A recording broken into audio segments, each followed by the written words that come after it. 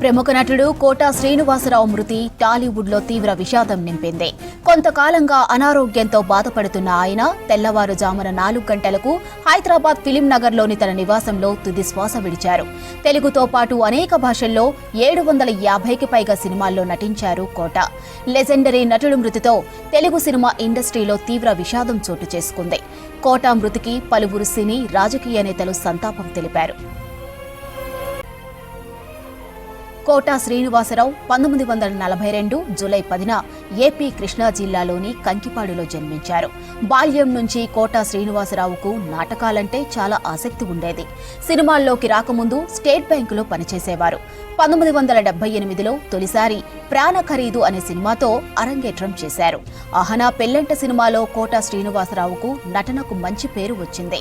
పవన్ కళ్యాణ్ హీరోగా చేసిన హరిహర వీరమల్లులో విలన్గా నటించారు కోటా. ఇదే ఆయన చివరి సినిమా అయింది.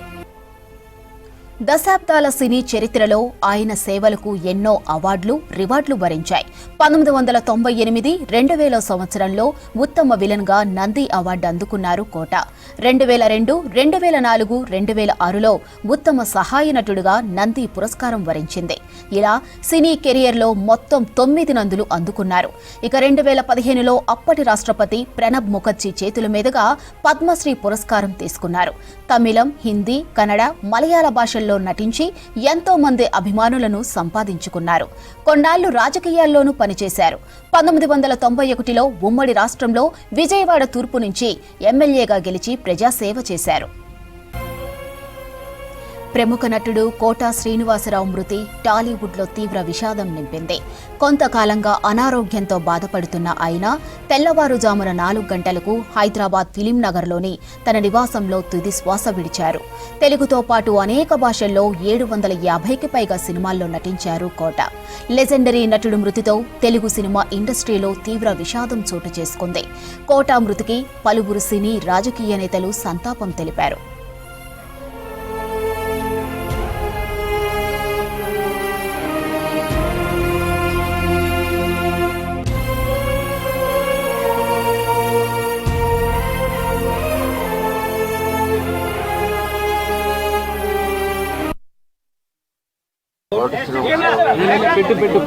మేము కలిసి కొన్ని వందల సినిమాల్లో యాక్ట్ చేశాం. ఆయన ఒక మహానటుడు. ఒక దశకంలో నేను, కోటా శ్రీనివాసరావు, బాబు మోహన్ మేము ముగ్గురం ప్రతి సినిమాలో ఉండేవాళ్ళం. రోజుకు 18-20 గంటలు పనిచేసేవాళ్ళం. లాస్ట్ 40 years 4 decades అరే ఒరే అనుకుంటూ కలుసుకున్నాం. వాళ్ళ కోట లేడు అంటే నమ్మలేకపోతున్నాం. నటన ఉన్నంత కాలం కోట ఉంటాడు. వాడొక నటరాజపుత్రుడు, మహానుభావుడు. ఏ విషయాన్నైనా నిర్మోహాటంగా మాట్లాడే వ్యక్తి. అటువంటి వ్యక్తిని కోల్పోవడం భారతదేశానికే, నటనా లోకానికి తీరని లోటు. Very, very sad day. To us, to me, Suresh Productions, Venkat, my father, he's been very, very close person. మా కంపెనీలో చాలా సినిమాలు చేశారు. Some extraordinary films, Ahana Pellanta, Ganesh, Venkatesh, పుషప్. రియలీ అంటే ఆయన యాక్ట్ చేస్తుంటే it was a joy watching him act. నాటకాల్లో ఉండి వర్కింగ్ ఎల్స్వేర్ ఒక ప్యాషన్ని డ్రైవ్ చేసుకునేదానికి comes in to the movies and becomes so successful and bring those outstanding roles to the screen. ఆయన ఫిల్మ్ ఇండస్ట్రీ ఆంధ్రప్రదేశ్, హైదరాబాద్లో గొడవ ఉన్నప్పుడు 1 month ఈ స్టేజ్ ఆన్ హంగర్ స్ట్రైక్ చేసి హైదరాబాద్కి ఎట్లయినా ఇండస్ట్రీ తీసుకురావాలని in there he took a lot of participation. As an industry, as Suresh productions and my family, really sorry about what has happened, and let us give all the strength to his family to take this case. కోట మావ గారు ఏమండి, మీకు కోట మావ ఎలా అయ్యాడు అంటే, అహనా పెళ్ళంట cinema చూడని వారు తెలుగువారు ఉంటారని నేను అనుకోను. ఆనాటి నుంచి ఆయనతో సహచర్యం. ఆ నలుగురు, నేను ఉత్తమ నటుడైతే ఆయన ఉత్తమ సపోర్టింగ్ నటుడు. రాజేంద్రుడు, గజేంద్రుడు, మాయిలోడు, ఇలా చెప్పుకుంటూ పోతే నా జీవితంలో నా సూపర్ హిట్స్ అన్నిటిలోనూ కోటమా ఉన్నారు. అమెరికా నుంచి కూడా ఏంటి మా ఆరోగ్యం ఎలా ఉంది అంటే, అబ్బాయి నువ్వింటిరా అన్నాడు ఆయన వారం క్రితం.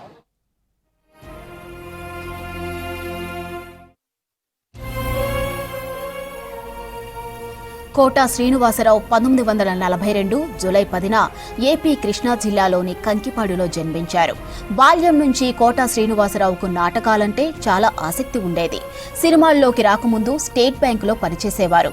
1978లో తొలిసారి ప్రాణ ఖరీదు అనే సినిమాతో అరంగేట్రం చేశారు. అహనా పెళ్లంట సినిమాలో కోట శ్రీనివాసరావుకి నటనకు మంచి పేరు వచ్చింది. పవన్ కళ్యాణ్ హీరోగా చేసిన హరిహర వీరమల్లులో విలన్ గా నటించారు కోట. ఇదే ఆయన చివరి సినిమా అయింది.